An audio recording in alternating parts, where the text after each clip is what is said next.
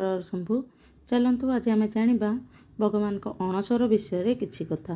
देवस्नान पूर्णिमा परदिन ठारू नेत्रोत्सव पर्यंत जगन्नाथ मंदिर रे जगन्नाथ बलभद्र और सुभद्रा ज्वर रे पीड़ित होई उपचार घेनुथिबारु भक्त मानकु दर्शन दियंती नाही।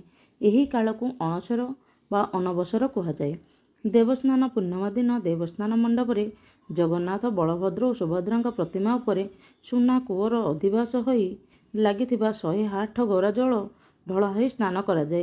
लगातार 21 दिन धरी नरेंद्र पोखरी रे चाप खेलिबा परे श्रीजीउ माने 108 गौरा जल रे स्नान करिबारु तांको ज्वर होईची बोली यात्री मानकु कहुए।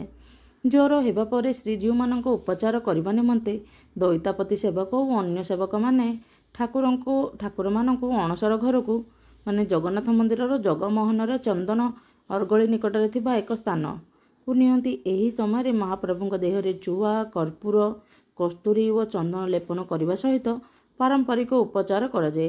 अणसर घरे केवल दैता सेवक माने अर्थात विश्ववसुक वंशधर माने सेवा कार्य करती। वर्षक 12 मास मध्यरु पति महापात्र व ब्राह्मण मानक सेवा 11 मास एवं दैता मानक सेवा 1 मास। यह आषाढ़ कृष्ण प्रतिपदाठू नीलाद्री विजे जाए 14 दिन धरी करा जाय थाए।